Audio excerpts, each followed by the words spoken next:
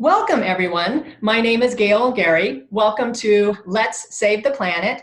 This is an online series where we're talking with a number of different experts who are sharing easy, everyday tips with us that we can use to empower ourselves to protect the environment. I'm so excited to welcome our guest today. Rose Lounsbury is a minimalism and simplicity coach, a TEDx speaker, and is the author of the best-selling Amazon book, Less Minimalism for Real. After blogging about her journey toward a minimalist lifestyle, Rose was inspired to help others live more simply and by owning less stuff. She's a regular guest speaker on Fox News Good Day Columbus, has also been featured on NPR, Good Morning Cincinnati, and Living Dayton. With that, I'm going to turn it over to you, Rose, so you can say hello to everyone. Tell us a little bit more about yourself and how you started on this journey. Thanks, Gail. I'm so glad to be here. And yes, minimalism is just one of those things that I never thought that I would do. And it just sort of came to me through a very personal experience. So a little bit more about my background. I used to be a teacher. I was a middle school language arts teacher. And during the time when I was teaching, I had my babies. And I had an unusual baby experience in that I had 3 at the same time. So I have triplets, and after they were born and I was working full-time as a teacher, I started to have this real tension in my home, and I realized that that was because I had too much stuff. I was spending every little moment of free time I had, which wasn't very much, I was spending it picking up my stuff, and I realized that was not how I wanted to spend my life. I wanted time to relax, I wanted to sit on my couch, I wanted to call my friends once in a while. And so I realized that in order to do that, I needed to let go of all these excess things that were taking up my precious little free time. So I started letting go of things, and the amazing thing I experienced was this great sense of personal freedom. I had my free time back, but I also had this peace of mind and this decrease in anxiety that I didn't even really realize was happening. I didn't realize how stressed I felt in my home pretty much all the time until I started to let go of the excess things that were keeping me from enjoying my life to the fullest. So I was excited about what I was doing. So I started blogging about that. Eventually that blog turned into a business. I left the classroom. I started coaching full time, going into people's homes, and now I actually coach online virtually as well. I'm here in Dayton, Ohio, so obviously I'm limited to the number of people I can go to their homes in. So I coach online, and then that resulted in me writing a book that reached more people, and that resulted in me teaching online courses so that people can learn from me online no matter where they are in the world. And then also during that time, I got the opportunity to do a TEDx talk here in Dayton. Mm-hmm. So that's another way that my message can be spread online. So that's sort of my journey in a nutshell, but I like people to realize that it came from a very personal place and that I wasn't always like this, that I learned how to live this way. And I think that's encouraging for people because sometimes they think people who live with just a few things or just what they need, they've always been that way. And that's not the case.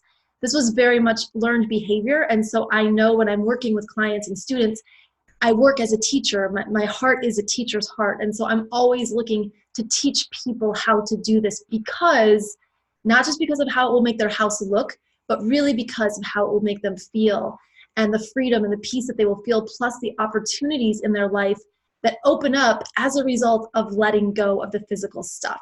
So that was kind of a long-winded introduction to myself, but that's me and not quite a nutshell, a little bigger than a nutshell there. No, that's perfect. Exactly. And so it sounds like, you didn't really start out to become a minimalist, right? It's just something, as you say, that kind of came naturally. And so as you're talking with people, and how do you talk about minimalism and, what that means? So as I'm talking with people and about what it means, a lot of times I use some definitions that I really like. One of them is from William Morris. He was an 18th century designer, an interior designer in the 1800s, which I guess would be the 19th century. He was a designer when interior design became a movement. It wasn't always a thing. And so one of the things he said, and realize it's the 1800s, he said, have nothing in your house that you do not know to be useful or believe to be beautiful. And I love that definition because I think it applies just as much today as it did well over 100 years ago. Because I think in our homes, if everything we have is either useful or beautiful, then our home is perfect. Our home is wonderful. It doesn't matter how big or small or how many bedrooms or bathrooms. If the items in your home are either useful or beautiful to you, then you're probably happy in your home. Now, one thing I love about that definition is he said, have nothing in your home that you do not know to be useful. And you only know that something is useful if you're actually using it, right? He did not say potentially useful. Because I think the problem we get into is when we keep a lot of things in our homes that are potentially useful. We think, oh, maybe I'll use it someday. Oh, I could get to that. Oh, I've never used it, but it could come in handy, right? We keep things with that type of reasoning all the time. But if we're not actually using it, we don't know it to be useful. Likewise, it's not just about keeping the bare necessities for life, not just what you need, and like you have nothing else in your home except, one chair and one fork and a plate and everybody sits on the floor. I don't know. It's also about having things that bring you great joy. So things that are beautiful to you.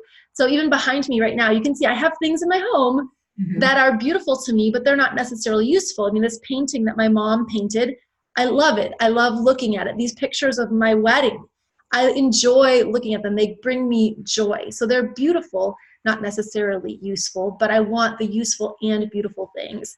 And it's a bonus to me if the items in my home are both, right? Like every once in a while, there will be something that is both useful and beautiful.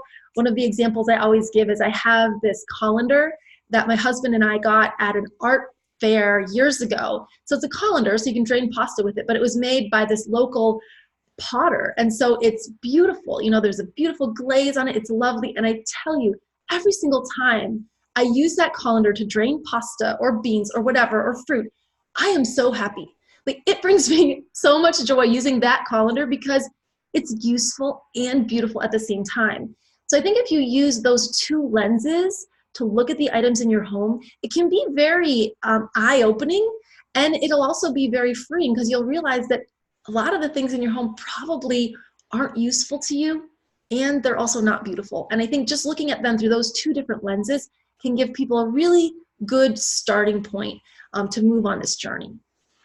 Oh, I love those 2 points. Exactly that. Beautiful and useful, and to some extent what minimalism isn't, right? I mean, it isn't all just stark walls and nothing in the house, etc. So as we kind of think about, as you work with your clients and as you talk to people, how do we start? Well, I think that there are 2 rules that I have about where to start. And these rules I like because they kind of answer a lot of the questions people ask me about minimalism. And the first rule is to start with your own stuff. A lot of times people come at this, if they're living with other people, if they have a spouse or they have children or someone else who lives in the house with them, they always want to blame the other people, right, for the clutter.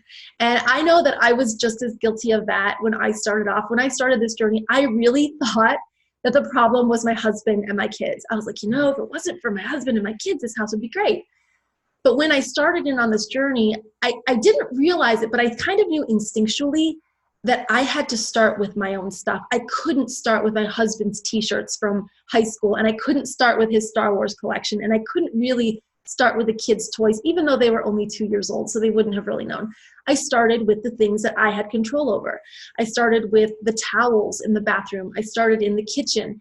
And I think that's really important because if you want to change your lifestyle this way, and you try to go in and your strategy is to go in and try to convince everybody else that you live with that they should be doing this too, it's probably not going to go very well for you, right? One of the examples I always give is, let's say you wanted to become a vegan, and your way of going about becoming a vegan was to convince everyone else in your house that they should be a vegan, right? They're probably not going to go along with that. In fact, as a matter of fact, if you try to nag them or criticize them or harass them into becoming a vegan by telling them, cheese is murder and you shouldn't eat eggs and bacon is the worst thing you could do, they're just going to cling to things more.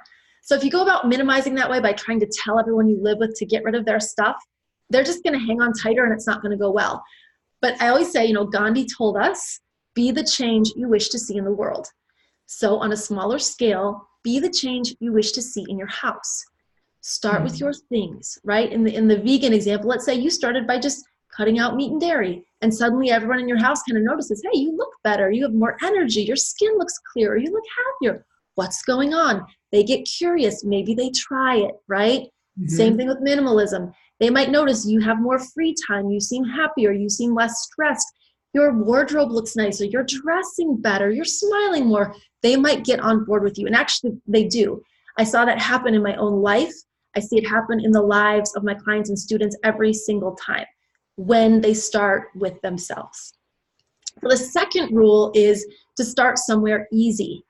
So let's say you're like, all right, I'm going to start with my own stuff.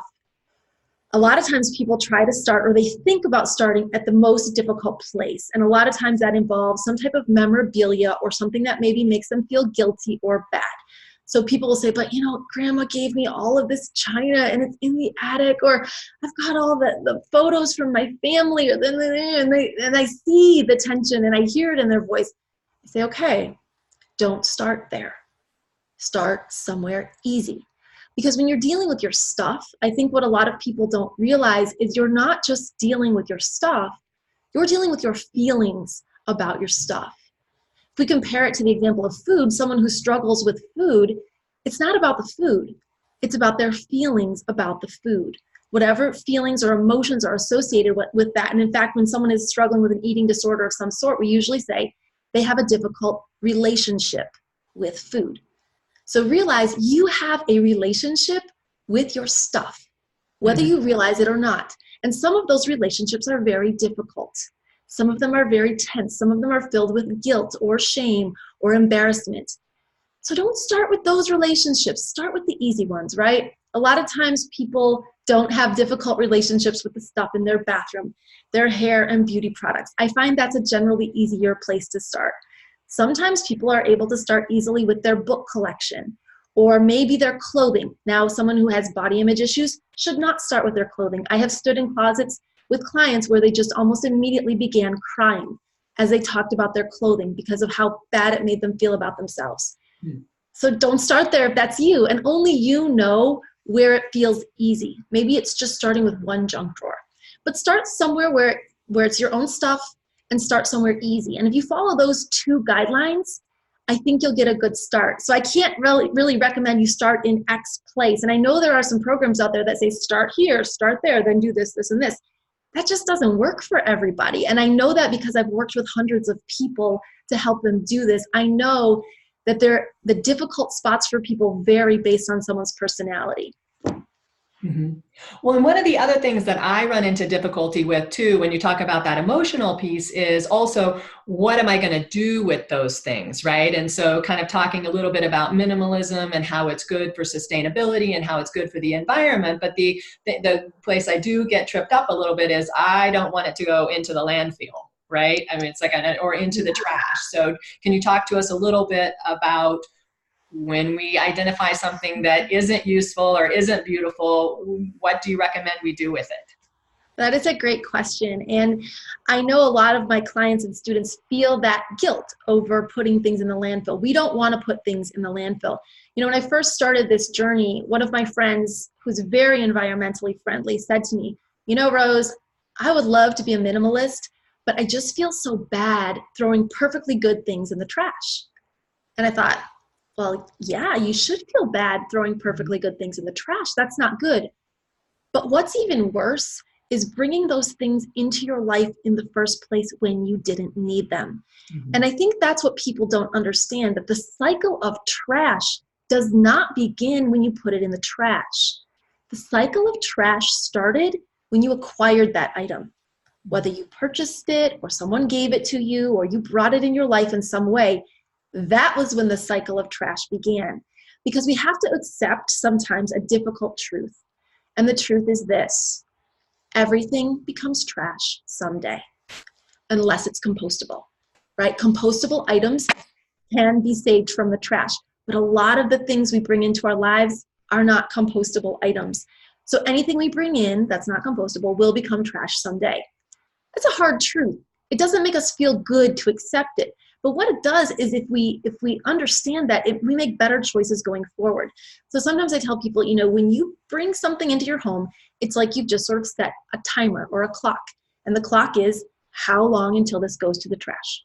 So when I'm decluttering with people and we're maybe producing a lot of trash and I can tell they're starting to feel bad, I will tell them, this item was going to the trash someday, whether it's today or 35 years from now or 50 years from now, it's going, right? You get to decide when it goes. Now, there are ways we can delay it, okay? I'm not saying put everything in the trash. There are ways to delay it. You can donate things, right? Donating keeps it out of the trash stream for a while. You can reuse things. Reusing things will keep things out of the trash stream for a while. But realize that of reduce, reuse, and recycle, the number one most important one that we often don't like as much is reduce. Reducing is the most environmentally friendly thing you can do, because even if you reuse it, even if you recycle it, even if you donate it, all those things, it's still going to go to the trash, guys, okay? So I often tell people there's a period of time where you're kind of clearing the plate, where you're going to be sending more things to donation and probably more things to trash, because there just are certain things that we cannot donate. But you can donate a lot. One resource I will recommend to the listeners is it's earth911.org. I don't know if you're familiar with that one, Gail, earth911.org. It is a recycling database. It is so, so awesome. So you can go there, you type in your zip code and then your item. So if you're trying to get rid of a mattress, right? Type in whatever zip code you live at and then type in mattress. It'll tell you the donation sites, charities, or recycling centers near you that will take that item. So that is one really good resource and way to let things go out of your life in a way that is still responsible and sustainable. And then moving forward, you're going to check yourself at the checkout, because you're going to remember that Rose said everything becomes trash someday, and you're only going to bring in the things you really need and love because you don't want to produce too much trash. I will tell you, when I went on this journey, my motivation was not environmentalism. My motivation was free time. I was a full-time working mom and I was stressed and I wanted a little bit of margin in my life. That was why I did it. What's been a really interesting byproduct of that is we produce so much less trash now. My family of 5, we produce about 1 kitchen-sized trash bag of trash today per week. And that's a lot less than we used to. And again, I didn't set out to do this for environmental reasons, but what I realized along the way was this is a very environmentally friendly way to live. But to get there, you kind of have to get past that initial purge where you clear the plate, you donate a lot, you're probably going to throw away a lot more than you ever would one time, and you're going to try to get things, to recycling centers and parceled out as much as possible. But there will be as you purge your home that way, you're going to produce more trash. And that's just a fact, and that's just a reality. But moving forward, I can tell you, if you stay on this path, you'll never, ever produce that much trash ever again. And in the long run, for the earth, that is a win. That is a big win for everybody. And exactly, that is a huge win. And I think your point is good in terms of when we have to throw something away, it's a lesson, right? And definitely translate that back to when we go to purchase something else, right? And apply your rules. Is it useful? Is it beautiful? And really, right, in terms of, do I really need this? Go ahead. I was just going to say, and I think recognizing too that we are consumers. We must consume things. Like, you're going to produce some trash. You're going to need to donate things. Like, this is just the fact of our existence. We can't exist without doing that.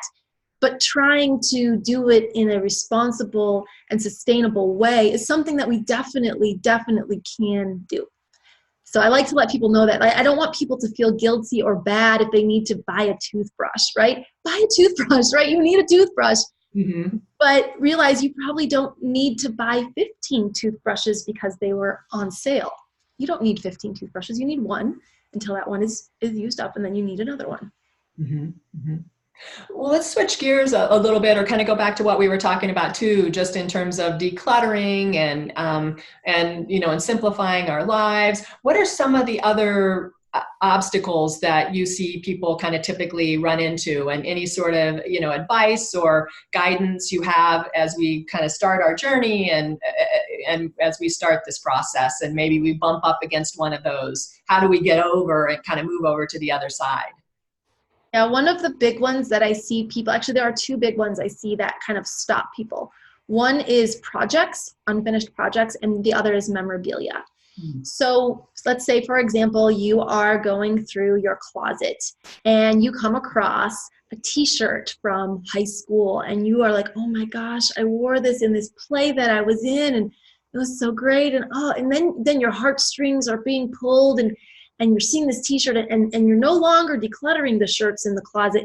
You're focused in with the emotions of this memory. So one of the things I tell people when you're sorting your things, put all the memorabilia aside in its own pile.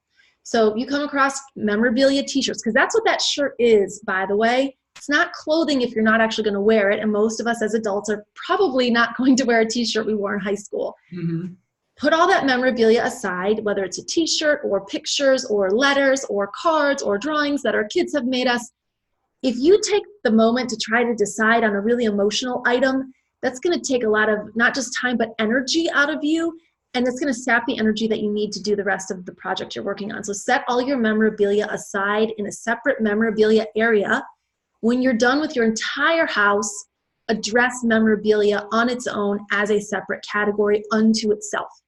And if in my book, I have a whole chapter on memorabilia because I get asked about it so much, so I'm not going to give all the exact details. But if you get my book, the very last chapter tells you how to deal with it once you've assembled it all. The second thing that I see people run into that stops the progress is unfinished projects. So for example, let's say we're in your closet and we find this half-finished scrapbook that you started 10 years ago. You took a trip and you're going to scrapbook the trip and you only did 2 pages. And you're like, oh man, I should have finished this scrapbook and I didn't do it. Well, that could be memorabilia, one, or more likely it's an unfinished project. So another area that I recommend everyone have in their home is a projects area where all of those unfinished projects go. It could be a box, it could be a bin, it could be a closet, but it's designated for projects. So that could be a scrapbook you want to finish. It could be a watch that you need to get fixed, a dress you need to take to the cleaners, a pan you need to return to your neighbor, all sorts of things that, you know, they're never urgent. That's how you know they're a project. They're not urgent, but they're important to you. There's things that you would like to accomplish or get done sometime in your lifetime, but at the same token, if you never did them, the sky's not going to fall. You're going to be just fine. So set aside all your projects in one area and then just chip away at them slowly. And if they sit in the projects area long enough, maybe decide, you know, I'm really not that interested in this project and let it go. Let it go to someone else who can finish it. And I think that is really helpful because a lot of times when we come across memorabilia or an unfinished project, we get stalled.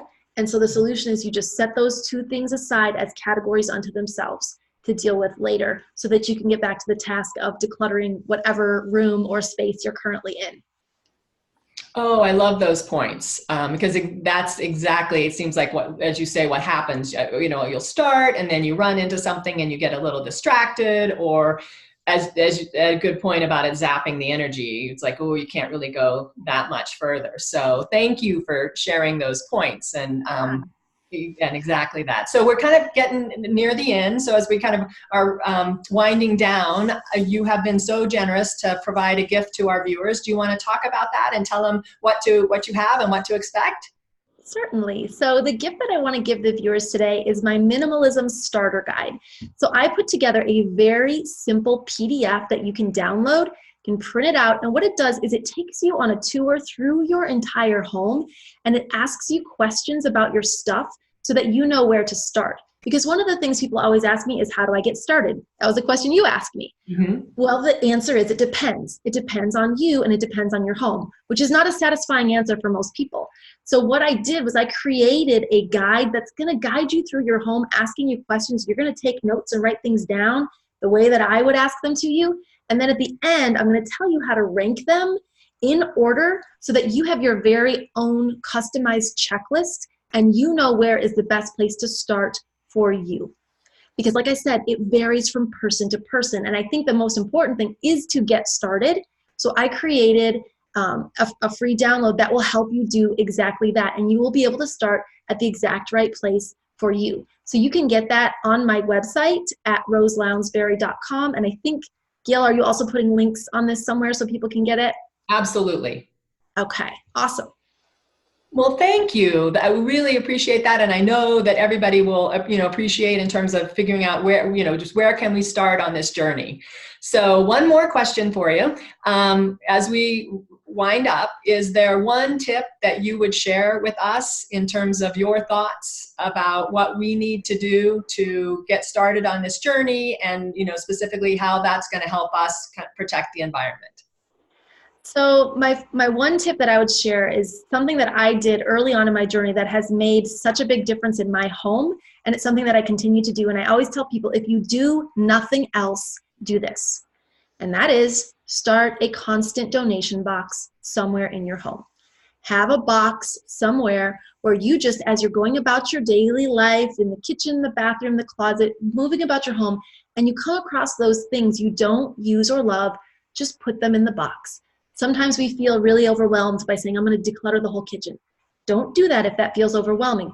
But when you open up the cupboard and you get out your favorite coffee mug, and there are like 15 ones behind that you don't like, take a few of those ones you don't like, put them in the box. When you're getting dressed in the morning and you're reaching for that favorite shirt, right? But there are like 10 other shirts that you never wear, maybe take a couple shirts and put them in the box. And this slow process will actually add up to a really big change in your life. So keep a constant donation box somewhere in your house. When it's full, put it in your car, in the front seat, passenger side, so it's in your way, and drop it off at the nearest donation site to your home. And that will really make a big difference in your life. Thank you. Thank you so much for sharing all of those tips. I know that I walk away with a lot of great information, and I know, the viewers are going to be really appreciative too. So thank you again for talking with us today and kind of sharing your tips in terms of minimalism and how we can simplify our lives and also protect the environment at the same time. So You're thank you. very welcome. My pleasure. All right. Bye-bye now. Bye.